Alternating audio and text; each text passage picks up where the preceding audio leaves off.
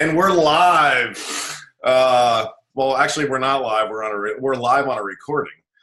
So anyway, everybody, welcome today. Thank you for joining us. I am here with this very handsome and debonair man who likes to enter rooms with jeans and a black T-shirt on because he is absolutely an anomaly. And we're going to talk a little bit about him, his life story, his book, which is on pre-order right now on Amazon, right? Pretty exciting book. But if you're listening to this after April 2nd, or even before, you can buy it now, right? Should I have worn a different color shirt today? I feel like I need to start wearing different color shirts. I need to wear like the green of Michael Schwarting. No, but you should lean to, I guess, your left slightly so everybody can see the rock in the background at the same time. So, awesome. It's you know why the rock is there? Because I always have some badass looking down at me being like, I'm going to kill you if you don't work hard. That's good, man. People need that kind of motivation, right? I don't know if it's true. So really the story is, this is a home office. And so I had built this bookshelf and put some things that I like and whatever. And then there was this side. And really it's supposed to be a bunch of like awards that I've won, but I just haven't put them up yet. So they're just laying against the wall behind me. And I was one day on one of my podcasts, so I do a video show, and then also I take the audio and rip it and then put it on on all the podcasts so people can listen to it in audio form. And I said something literally for like 3 seconds. I was like, oh, there's a blank spot on my wall. It probably should be filled with a poster of The Rock. I kid you not, 4 days later, a fan sent in a picture of this poster of The Rock. And that's not the poster I would have bought of The Rock. You know, basically a man in briefs is not necessarily my thing. But, you know, The Rock is like the biggest star in Hollywood and one of the greatest wrestlers of all time. So why not, you know, just man up and do it. And, you know, he is terrifying to have him look down at you and be like, do you smell when I'm cooking? Because I'm going to whoop your ass. That's so awesome. So if you did order and buy your own version of him, which version would it be? More clothed. Okay, clothing. Okay, so I would probably get one from Ballers, from the show Ballers. I just love everything about that show. So like him in like the suit style. Like he's absolutely cut open where his tat is just coming through the shirt, you know, like Giorgio Armani suit, that kind of deal. Super dapper. Like he's like if you know his story, and I lightly talk about him in the book, but like he basically went and played at University of Miami football and was on their national championship team, wanted to go to the league, didn't end up playing Canadian Football League. And I believe just got waived from there and had like $7 in his pocket. And from there went on. His family is a pedigree of wrestlers. Quick story about me. I think wrestling is one of the greatest businesses of all time. I think they're super brilliant. And I think more people need to watch what they're doing. They don't have to consume wrestling, but watch and dissect what they're doing. I think they're super smart. There's more followers of WWE than any other social channel in the world, which is incredible. And they're a multi-billion-dollar business. Fast forward to The Rock. So he gets into wrestling, obviously becomes one of the greatest catchphrase wrestlers of all time and just one of the best well-known wrestlers, and then goes to Hollywood and has something like $15 billion worth of movies that have been out. He has the #1 film in Europe right now. And his company name is $7 Productions or something like that, reminding him of the days when he had no money in his pocket. Just powerful stuff, I think, so. It is powerful stuff, and I don't know all of your backstory, and I would like to dive a little bit into it because mine is very similar. I don't know if I think you've heard it at some point in time. I consider myself the salmon, right? And the reference is really about the fish that swims upstream against the current, and I think it's an absolute metaphor of my story in person. But anyway, let's get into your background. I mean, let's start it with well, first of all, how did we meet? Tender, right? You are right, but I was hoping you were going to choose something else. I don't want my fans knowing that I'm obsessed about you. We met at a 1 Million Cups, which is I believe a global weekly gathering where a couple businesses will perform on a stage in front of people and kind of pitch their business, what they're working on, to a crowd of business enthusiasts. And was I pitching that day, or were you pitching that day, or were we just both in the crowd? No, I believe you were pitching that day. Okay. Was I pitching my TV show? Yes. Okay, so I host a TV show on ABC. Originally called Hampton Roads Business Weekly. Now it's called Connect, and we interview a bunch of businesses. You've been on it 6 times. We talked about entrepreneurship, military, MBAs, whether or not you should get them, whether or not you should go to school, yada yada yada. And so we met because you came up to me and like you were like, Zack Miller, oh my God, you're the most amazing person in the world. I have to meet you. Say that at all. I'm pretty sure I have a recording of it because I document everything. And you were like, please, please, please. No. But you came up to me, which is something that I think most people need to do more of. This thing that I call hashtag. Yes, I just did the hashtag thing. Just say hey, where it's like, hey, don't just show up, meet people, make friends with people. Just say hey. And then don't just go up to that person and meet them. Like literally follow up them forever, because at some point you could probably get business from them, or they could present business to you from someone else. But ultimately it's just better to have more friends, I think. And so I try to create friendships with everyone and anyone that I meet, because I think it's powerful. And I think you and I are friends because you came up to me, and had you not, who knows if we ever would have met. But all too often people show up and they think that's all they need to do. Yes, showing up is important, but also, putting yourself and ingraining yourself, pushing yourself into those situations, I think is absolutely critical. And if you don't do it, I mean, it's probably what's holding you back. Right. And, we'll probably bounce around a little bit while we do this today, because that's how you and I roll. But I loved how you hammered that out in Anomaly, because the point is, people, I think, are so transactionally mindseted today, but they forget of the reality of the importance of the, people that know you, like you, and trust you aspect, right? And everybody, because, society today is so, I call it's like shooting steel, right? One of the reasons why we shoot steel in the military is because you get an instant gratification that you're actually hitting the target, right? Like that's really, it's not about just hitting a target. It's the steel sound. So you want that, immediate gratification or that immediate result. And it's crazy how I just Aren't think homes built that way too? So like doors make a noise so that you know that it's shut. I remember when I went to Japan a few years ago, they like flip phones because they know that it shuts, like they can hear that. So like the windows, they can hear. I believe I've heard before, and I've never actually talked about this, but like all those things are built so that that thing happened. Right. And so it's so interesting though that we live in this life full of like likes and loves and follows and subscribes, whatever. It's like that instant gratification, like you said.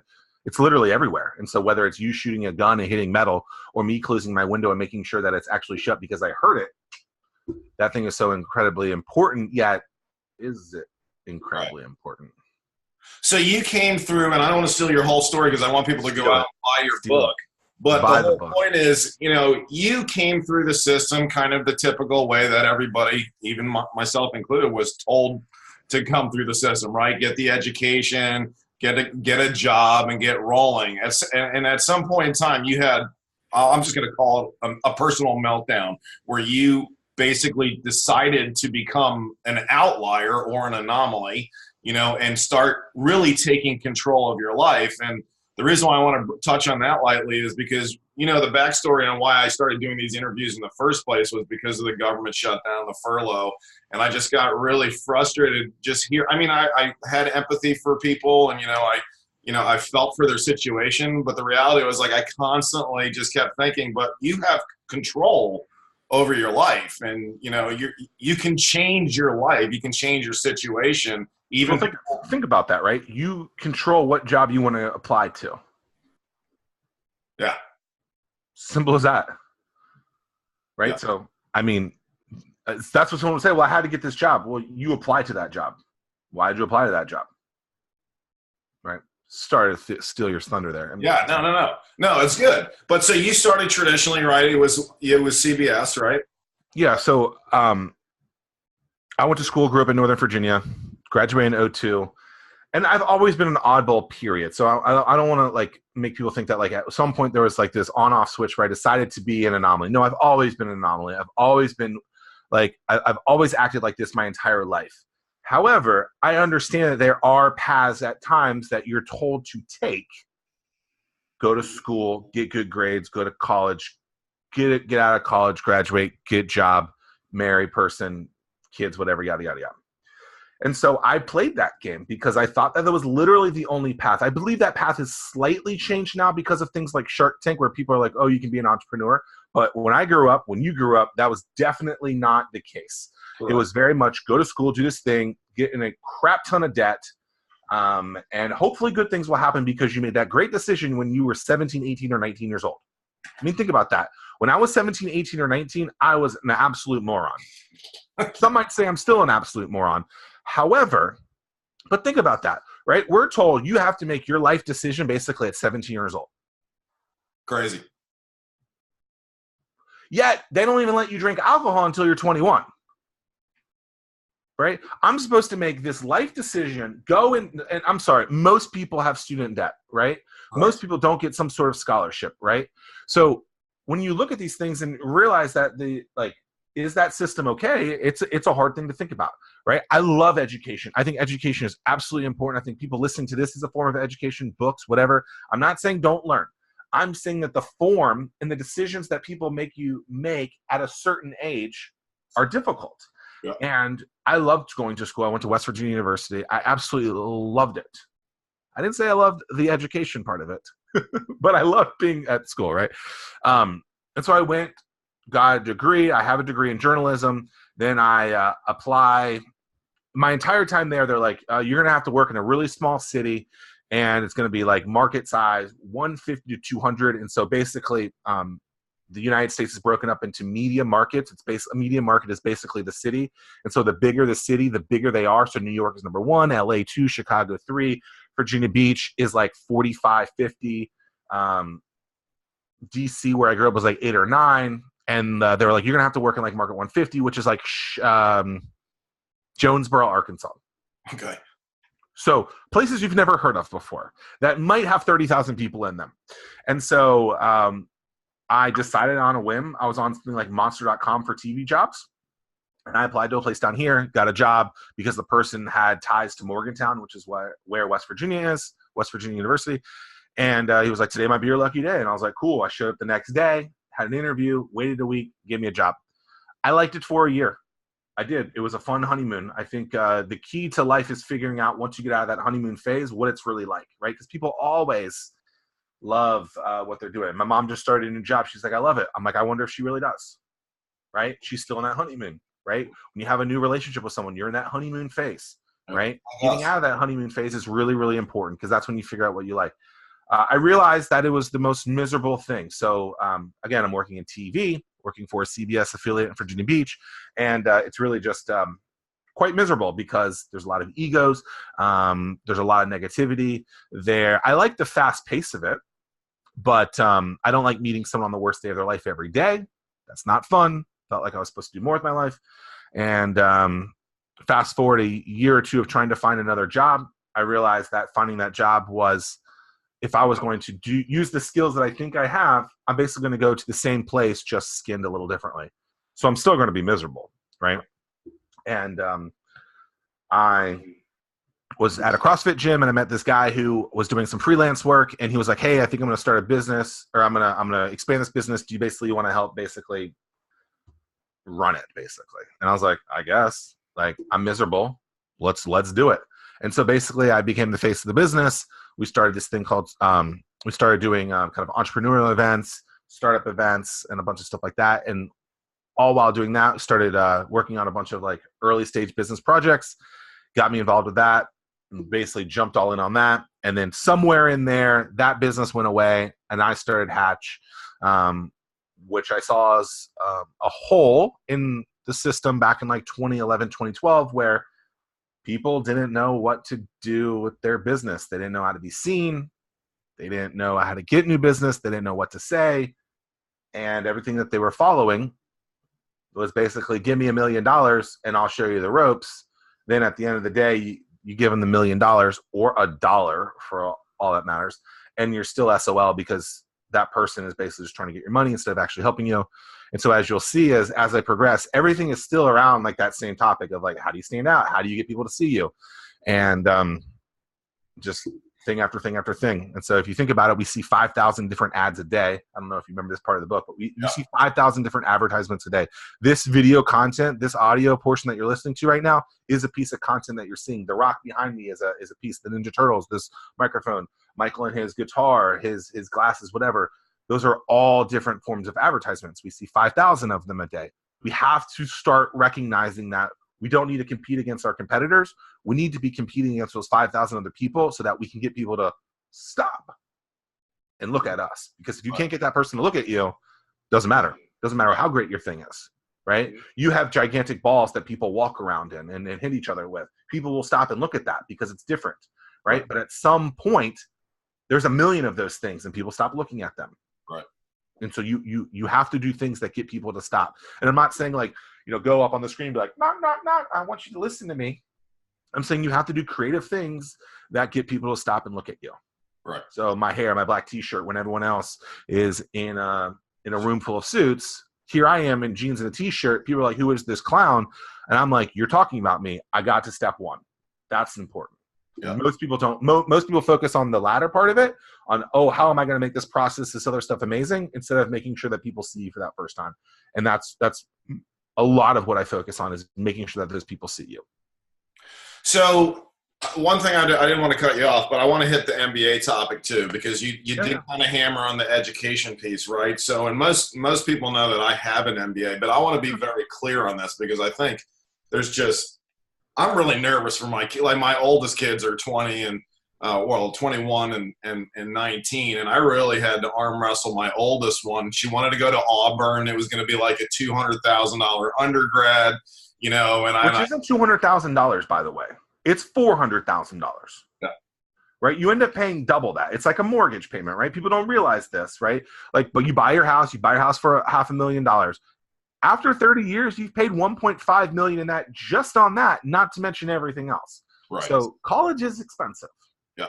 Well, and a lot of people think, I've watched this whole kind of mindset happen from, starting from the whole go to college, get a good job. Well, now the undergrad in everybody's minds, really, the undergraduate degree doesn't matter. And now there's all this enticement to go to graduate studies, right? And you're just ratcheting up this horrible bondage situation that you have. And I just wanted to be clear, really kind of for my people that are listening or watching is, I did get an MBA, but the reality is the way I paid for my MBA was based on 23 years of service. The government paid for that for me.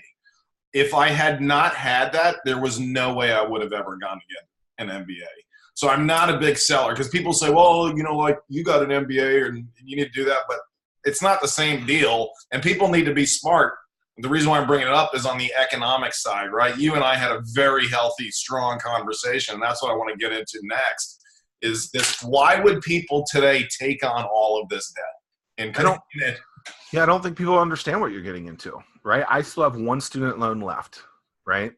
And the quick story is, it was for $15,000 1 year in college. I don't remember which year it was. I paid the minimum of that since I got out of school in 2007. It was $15,000. I paid the minimum every month, 15 since 2007, right?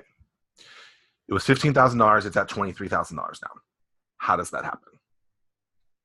Magically, right? And so, like, I'm not like, this doesn't need to get into like this political nonsense BS. It's just like, this stuff is a lot more expensive than people think.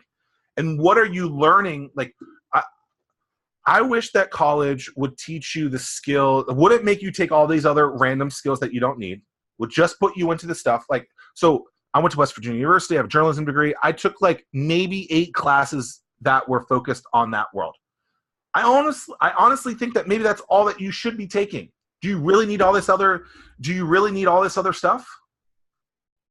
Why? Like, because that's what you're paying for, right? And a lot of times, this is not to like diminish professors in any kind of way, but a lot of times those professors, I have a ton of respect for. A lot of friends that are in these situations that are professors, but a lot of times they have been so removed from what they're teaching, they're not even teaching relevant topics anymore. I agree with that. So that. here you are spending all this money, and by the way, the thing that they're teaching you isn't relevant. that's why when I talk about education, I love tools like YouTube University, which is just learning on YouTube, by the way, podcasts, audiobooks, Udemy, Skillshare, things like that are active and up to date today from people, and where you get the people that have the best, let's just call them shows or classes or courses, are the people who are teaching the most relevant and up-to-date information that is respected by the businesses that are hiring or trying to teach you that skill set. And so why spend $20,000 a year, like your daughter $50,000 a year, when she could go on Udemy and in a weekend learn that skill for $200 a class and take 3 classes and be signed, sealed, delivered, have a certificate, and then go apply to some job? You're like, I already have that skill set. Right. What, like Economics 101 says, go spend $600, not $60,000 a year. Yes, I know I'm fluctuating numbers every time, but that's school. Right. Right. But I love education. Like I literally listen to a book every single day. Like I'm training to do this Ironman race. I literally am listening to content over and over and over again, finding out people who have been there, done that, and trying to learn from them. Be like, oh, where's this one little nugget that I could be learning from? But we get put into these scenarios, and for some people that the traditional scenario is perfect, but that shouldn't be the only way. And we have to start pushing this in like K through 5, K through 6. Absolutely, 100%. Earlier, because it's like, hey, what happened to lemonade stands, right? Like, and then you could put in the whole entrepreneurial side of this, and it's like, hey, like, you don't have to be an entrepreneur. I actually don't think you should be an entrepreneur, but I do think you should think entrepreneurially. And so one of the first parts of my book is I'm like, hey, think of life as business concepts, right? Where it's like you meet someone and it's probably not going to get the conversion that you want, whether that's a date with that girl, the job that you want, that new customer, whatever. It's going to take a series of steps to get there. And if you think of life that way, it's a series of steps to get there. And so I think it's just so important to think about education as something that you can learn on your own terms. And I wish people would really, and maybe I was just a donkey and didn't pay attention enough, but I don't feel like my parents were teaching me incorrectly. I just feel like I was uninformed. And here I am, $100,000 in student debt when I graduate. Who knows what that number has actually become, 3 times that? Yeah. And does that make that, like, when I was working in TV news, I was making $25,000 a year. So to pay that off, like, I'm looking at 300 divided by 12, that's 12 years alone at just my salary. Right. How do you do that? Like, it's hard. Well, it's interesting too. I'm going to put that was wrong, by the way. I realized that. I'm going to put you in my generation. Okay.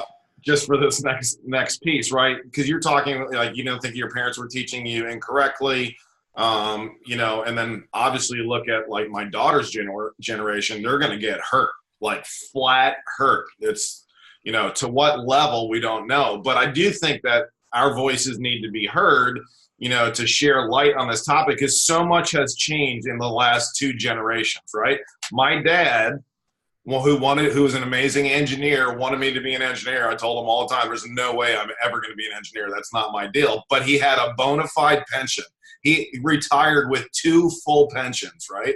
So we saw that happen from that generation. So obviously they think that that's going to exist. But then all of a sudden there's economic crisis going everywhere, and all the companies are looking at their numbers and they're saying, why are we going to pay these people till they're 80, 90 years old? And so it just started dropping off, right? Even the military today, the number one backbone reason other than patriotism, it has always been that, you do it for 20 years and you have a retirement. Well, now the federal government is saying that we're not going to do that any longer, and they're coming up with new ways. Because they figure out the economics behind it too. Sure. But they're still driving education like crazy, right? And now it's what education really is? It's an alumni network. Yeah. That's really what you're paying for, right? The better the school, the better the alumni network, quote unquote, right?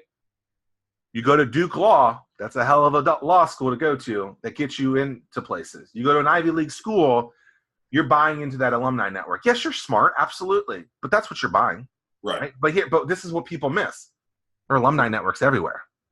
Every business that you've ever sold to is an alumni of the Knockerball, Michael Schwarting's Knockerball group, right? Everyone that did go to West Virginia with me is also an alumni network, but so are all the people that I went to the bars with, right? So is everyone that I'm in some random Facebook group with that's been on my podcast. I call this the fraternity of podcast guests, right? Where it's basically an alumni network, right? So all of my friends that watch wrestling, guess what? They're tied to something that I'm tied to as well, and I can use that alumni network to get in. The reason I got my first job out of college, because that guy had ties to Morgantown. How do we meet 1 million cups? An alumni network. That's all it is. And so if you're willing to spend that hundreds of thousands of dollars, even tens of thousands of dollars to be a part of something like that, I get it. The military, huge alumni network, right? It gets you in a lot of doors. And absolutely, we should have things like that. Totally believe that. But are you willing to pay all that money for it? You just got to think about it. Right. You run the economics. I don't think you, like when you buy a car, you're like, okay, it's, first car I ever bought was probably $100 a month.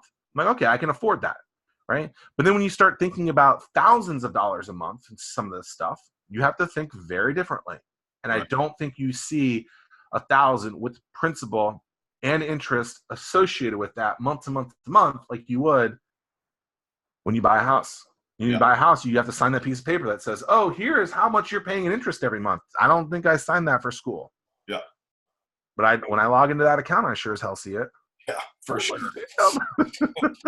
So with all that being said, because I don't really want to make this like an education bashing. Love education. You and I both, I know, we both love it, but I think there's smarter ways, right? I say it all the time. Like this is not the only thing that's innovating. Everybody references like Uber and iPhone, these market disruptors, Amazon and all that, but the whole world is innovating, and education is just one other thing that's innovating, and there's smarter ways to go about doing it if you really want to be successful. So with that being said, do you encourage people to kind of go down the entrepreneurial pathway? Because, look, I mean, I know you're going to be honest about your experience. Like, it's not an easy road. I think it's a better road. Right? I know 100% after 23 years having to listen to other people that I am highly passionate about being an entrepreneur because I answer to myself, right? And I know you answer to yourself now. So, but do you? And to my wife. Well, that too, of course. But I mean, do you encourage people to pursue a little bit of the hardship to break through to get to where they're really in their sweet spot? Yeah, so I think it's a great question. I think that people should think about it like this. Don't quit your day job first. Right? Start testing. Keep that money flowing in. And while you might be watching 8 hours a night of Netflix, take 4 hours of those off and be like, I think I have this thing that people might want, and try and sell it to them. And see if you enjoy that. See if that thing is something that you really love. And if you do, then I think you should continue to explore that and continue to make money from that until, and this is when I think you should go all in, is when you've moved the money from before with the new money coming in and it's too much. So I have a friend, talk about him in the book, Steven Reinstein. He has a company called Market Muscles, and great friend, great client. And I remember when he first was working on his business, it's probably like 2016-ish. And he had recognized that he thought that there was a need for marketing tools for martial arts studios. Okay. And he builds the product and he gets crickets because no one knows who he is. He's not credible. He has digital marketing skills and he's actually tied to martial arts studios, but he hasn't built a reputation with those people. And so he does it to crickets. He's like, what's going on? It's like, people don't trust you yet, man. People don't know what they can get from you. So I was like, you should do this thing where, and by the way, he still has this day job too, where he's getting, a cushy 6-figure salary, but he wants to do this other thing. And so I'm talking to him. I remember it's like late night, one night, and I'm like, you should do this thing that I call 50-10.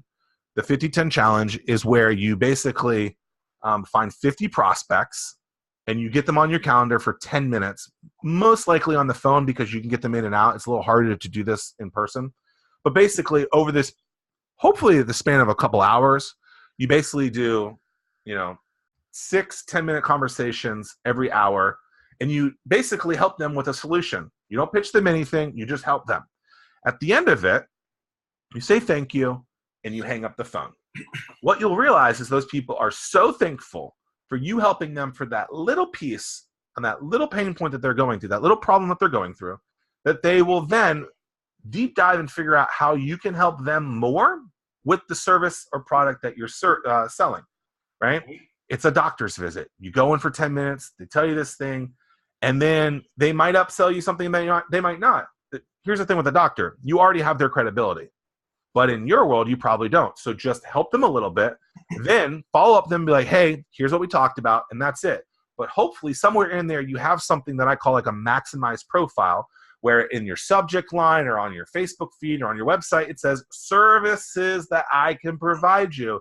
Then that person is like, well, this person helped me with this in 10 minutes. Imagine if they gave me $200 a month, $300 a month, what they could give me. And that's exactly what Steven's done. He has 400 or 500 clients now. I just emceed his first Market Muscles marketing conference this past a few months ago, and he had about 100 or so of his clients come in and learn different marketing skills because he started following those techniques where he was recognized that, oh, I'm a nobody, but I have skills that people need. I just need to find those people, help them a little bit, and then they'll jump on board. I mean, these fans are like paying him thousands of dollars a year and are like literally salivating at him. He was releasing some of the new products on stage. He looked like Steve Jobs, and people are like literally like Arsenio Hall and like woo woo woo woo woo woo woo. Right? They're so pumped up, and it's because he cares and he helps and he helps and he's not trying to immediately push it. And so I did a talk a couple weeks ago, and someone bought a book, and that was great of them to buy one of my books. And afterwards, I called this lady and I said, hey, I can't remember her name, Nanit, I think. And I just said, hey, I just wanted to say thank you for buying a book. And she goes, well, what else are you going to sell me? I'm like, I'm not selling you anything. I just want to say thank you for buying this thing. She goes, you're amazing. You're not selling anything? I'm like, I don't even know you. I just met you. Like, I don't even, like, I appreciate that you gave me $18 for my book. I really do. But, like, I'm not going to sell you, some big elaborate service when I don't even know that you're the right fit yet. Doesn't make sense. Create a relationship with people and then move down the line. And when you find that right one, usually you'll have a better opportunity to win them because they're the right fit. Right. Yeah, gratitude can go a long way. That's another thing that I'm constantly, obviously as a father of 5, I'm trying to reinstill that in my kids all the time. But it's kind of neat when adults can actually, show gratitude, and that's a great way to do it. And don't be thankful just on Thanksgiving, bro. Right. Absolutely. So, and I love the 50-10. I haven't gotten to that section of the book just yet. So that is very powerful. It's like chapter 2, man. Yeah, absolutely. It's in chapter 2. No, it is not. You're so crazy. Try to slip that in on me. Okay, so what motivates you? So I've been thinking about legacy a lot recently. And I want to go down as the GOAT. I don't know what I want to be the GOAT in, right? Which may be troubling. But I want people to remember me as like someone who like went for it and was willing to do it at all costs on his by his rule book, basically, right? And it was like, he didn't follow the rules, but he created something that helped a lot of people and can be very powerful. I love people telling me no as well. I love people saying this isn't the right fit. The right fit's the wrong thing. I love it when someone just like questions me. It's like, oh, no, right? So like I got turned down for a podcast recently, and I was like, cool, that motivates me.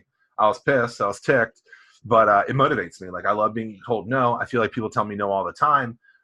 If I was to ever have a tattoo, if I was to be like Michael Schwarting, I would not have an eagle. I would have a phoenix, because I feel like, I've messed up a lot in my life, but I've always recovered, and, I've done bad things I've hit rock bottom, but I've risen from the ashes, if you will. And so I think that's, I love being told no. I love losing, because I know that when I lose, I will push through and something else amazing will happen. I like to challenge myself a lot. So I'm training to do this Ironman race because it scares the living crap out of me.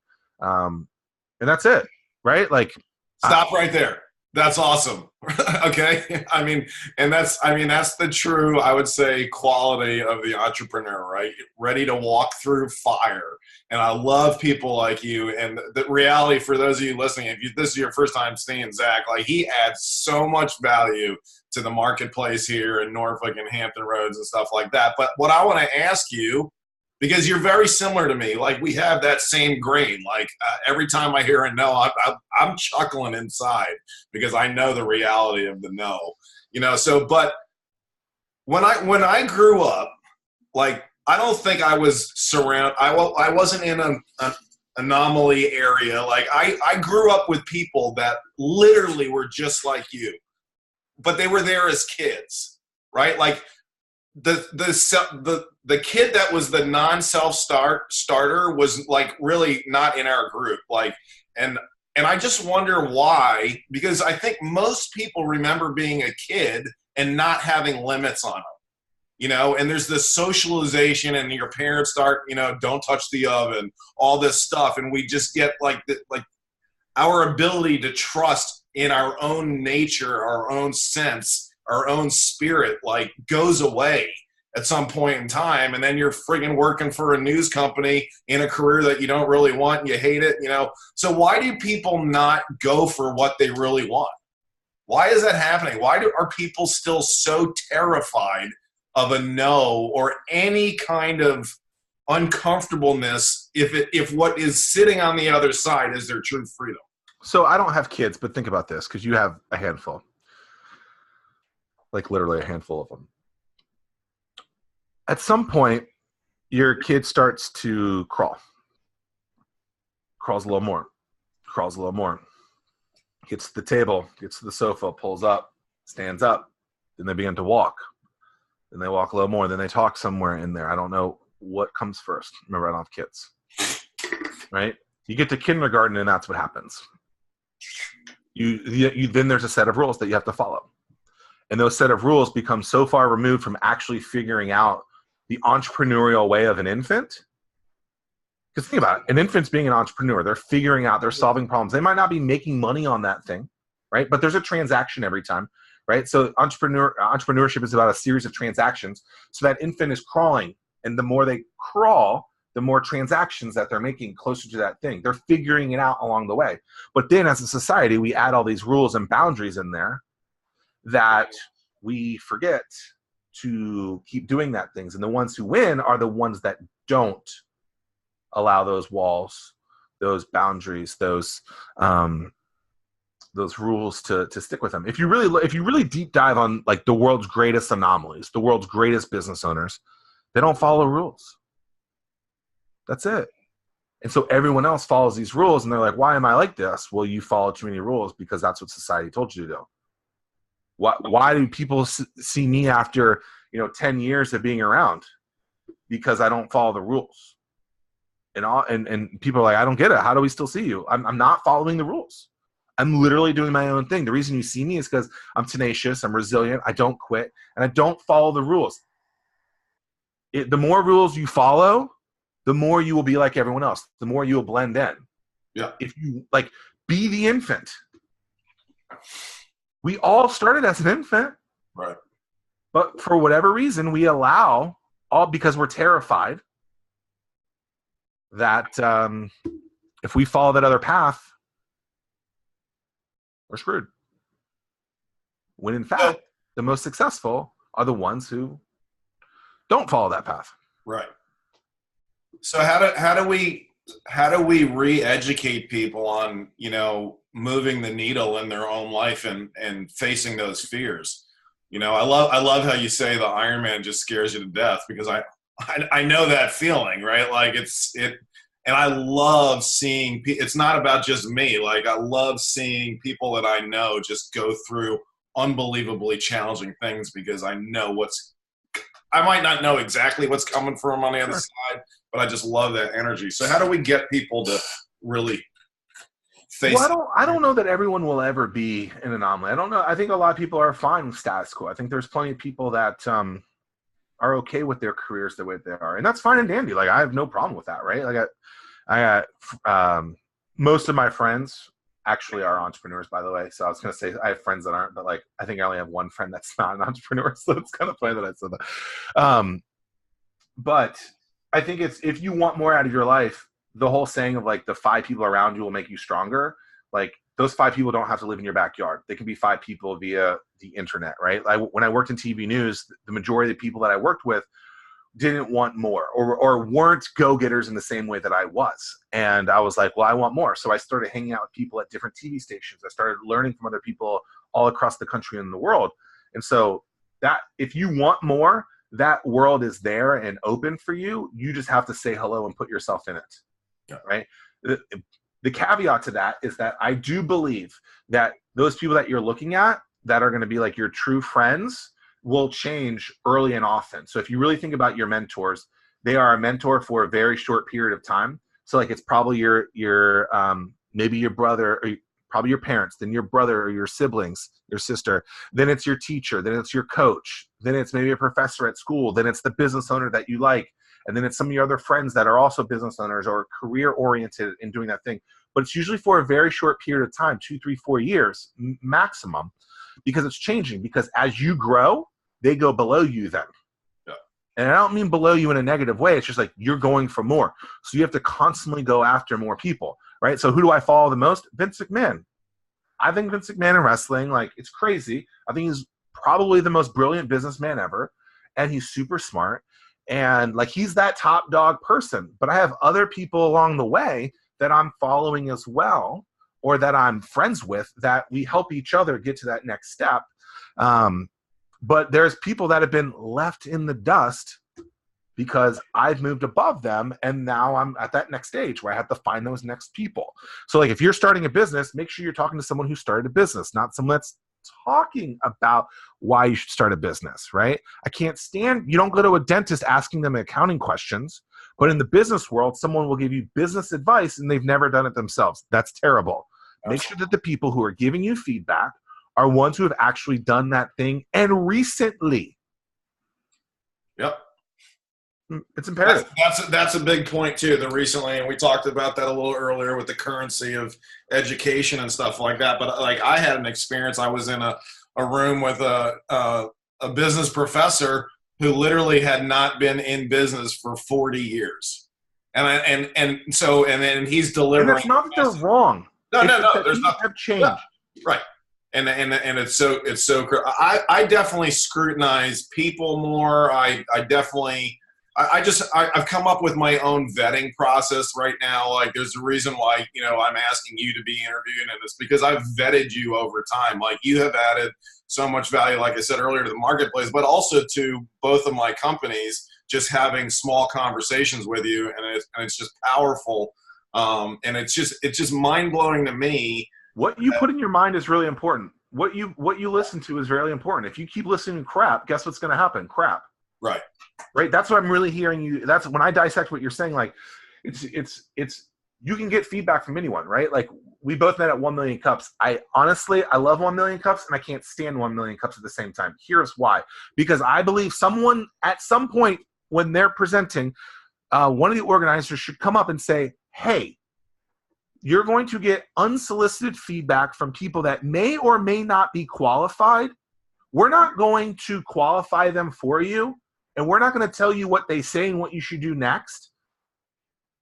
But buyer beware that someone in that crowd who's telling you something may just say it because they watched some shark on Shark Tank say it, and they're repeating that, and they don't really understand what they're saying. Right. So it's so important to respect and consume all that information, but on your own, dissect it and figure out who is actually providing you that info and whether or not it's relevant. Like I've done pitch competitions before where someone's like, you should do this. And I'm like, yeah, it made sense. 3 years ago, I already figured out that doesn't work because I went through these 12 steps and that 12 steps. I went through 47 steps to figure out that person wasn't the right fit. Right. So yes, people make good comments, but you have to qualify them. Yeah. So I'm glad I hit the good old vet from you. Yeah, for sure. Yeah. You don't have a place at our Thanksgiving table just yet, but kids table, bring it. There you go. So one question I typically like to ask people is what book or books really changed your life, especially on the entrepreneurial side? Okay, so I read a book by C.J. Hayden called Get Clients Now. The major takeaway is that when you are a nobody, that's okay. The way that you can become a somebody is you bring those people to you and you teach them something. So I took that to heart and started hosting meetups literally the next day, maybe a couple days later. And then the first marketing book that I really remember is probably Seth Godin's Purple Cow. Obviously, that's about being an anomaly. Thinking about the 5,000 ad piece that we talked about. But then recently in the last year, there's probably 3 books that I really liked. I listened to all these. I did not read them. I listened to them, and I religiously will tell people to listen to them, and I think they're all amazing. Number 1 is a book about being resilient, but he would never tell you that. It's by a guy named Scott Jurek, and it's called North, and it's about him speed running the Appalachian Trail in 46 days. And it's him documenting the whole process. It's half by him and half by his wife, who is his crew, and how he's basically running 30 to 50 miles a day, and how much it sucks and how much he wants to quit. But he had this goal in mind and was constantly going after it. It's incredible. Wow. Number 2 is Kevin Hart's book. I can't remember the name. It's funny, but it's great. And it's true stories about how he's also had to be resilient, crazy. Number 3, a book that I finished just last week. It's by Jesse Itzler, and it's called Living with the SEAL. It's how he was trained by David Goggins. Do you know Goggins? Yeah, I know him. Do you know him? Yeah. Okay, so Jesse Itzler was trained by David Goggins for 31 days, and he documents that whole process as well. It's incredibly hilarious, but it's so true. It's like, just challenge yourself to do more. And right. So like the content that I want to consume is by people that are like ridiculously badass people that are doing ridiculous feats that I have no interest in doing, but the things that I want to do, I can think back to them and be like, oh, that's interesting how, so-and-so, ran 20 miles in a day in the freezing cold just because they got their mind in the right place. Right. So books like that are interesting to me because it's powerful to hear that some of the most successful people in the world, guess what? Like, they had to push through really tough times. Right. Imagine that. Yeah, and I like how you said you're listening to more books. I just want to touch on that because I think I know what you're meaning by that. So he's listening to more books. If you're kind of inspired to do something great and you kind of got to change some aspects of yourself, the best way to do that is through personal development, and that's reading and listening, right? There's so much. The reality is I'm not a freak. Like, I still listen to music, but most of the content that's going on in my truck when I'm driving around is something motivational, or it's a book. It's something like that that's allowing us, because what guys and gals, what we have to do is we have to fully reprogram our minds. And the only way you do that is by getting around people like Zach, or listening to the right content, or watching the right show, right? You said earlier, people are stuck on the couch at night, 8 hours of Netflix, right? And everybody needs their vice because everybody's got to kind of unwind at some point in time. But really, if you're not happy with your current situation, you really have to look at yourself, and you got to do a little bit of introspective, because we all have the same amount of time. But there's efficiencies and more productivity we can do if we can temporarily. I'm not saying you can't go back to eight hours a night of Netflix, 2-3 years down the road when your whole financial situation has changed. But if you're trying to make a change, you have to get into the world of discipline and feeding yourself the right information. So you are absolutely allowed to watch Netflix. Yes, 100%. Do your own thing. You are not allowed to bitch if you have all that time to do other things. You can't talk about how you want more, and then when you dissect or take an inventory of your life and realize how much time you're wasting, in my opinion, you're not allowed to complain about those things. I agree. Right? If you want something more and you figure out that you have plenty of time to do things, which, by the way, I almost guarantee that if I was to dissect everyone listening's next 7 days, that I would find hours a week that they could be doing other things with. You're not allowed to complain about how you can't get more because you have plenty of time. And yes, you have to live. You have to do those things. You have to have family time, all those things. But there's plenty of time that you are doing a terrible job at managing your days that, look, hit me up, Zach@startwithhatch.com, and I will explain to you exactly what you need to do to figure out that whole mindset of like what you're doing in the next 7 days. You will literally find hours. I have a friend, Eric Olson, who had this whole thing too. He's like, I didn't have enough time, so I started waking up an hour earlier. And now a lot of the things I need to get done, I get done before the sun even comes up. Yeah. Well, what are you willing to give up? There's a great quote that I just heard. Michael Phelps' coach was like, hey, are you willing to work on Sundays? And he was like, yeah. He goes, cool. Now you have 52 more workouts than your competitors. It's not one. At the end of the year, it's 52, right? That compounds over and over and over very, very quickly. And compound interest is something that I talk a little bit about in the book. And we mostly think about that from a financial standpoint, from the economic standpoint. But really, it's about your life and your career and the content that you create too. Like, it all compounds. The more people that you meet, the more times you follow up, the more time you spend with these people, it compounds. The better things happen, just like in your bank account. You start today, 1 cent becomes 2 cents, 2 becomes 4, 4, 8, 8, 4 billion. It happens. Compound interest in kind of the content world in your career is very important. That's huge. That was awesome. What else you want to talk about? Anything? You guys want a copy? Grab a copy. Real quick, I wrote this because I have been doing a lot of talks around a very similar topic about how people could grow their business, how they could improve their careers, get their next job, whatever it might be, get more business in the door. And at the end of these talks, all these people would come up to me and be like, hey, I go to a lot of these webinars, I go to a lot of these workshops, and I always leave them not understanding anything that person taught me, not understanding anything whatsoever, and I feel like it was a waste of my 90 minutes, 2 hours, my day, whatever. All these people kept going, I finally get it with what you're teaching me. I finally get how I can do this myself. And I was like, light bulb. So then I took that and I paired it with looking back in like the last 10 years of my business career. Is there a centralized question? And it is. It's like, I want more, but I don't want to spend more money and I want to do it quicker. How can I do that? That's this book. It's $18. You can get on Amazon right now. Mike's going to link about it. It's an easy read, super easy chapters. There's so many different pieces to grab out of it. You've read 6 pages. You love it, but not enough to get to page 7. I get it.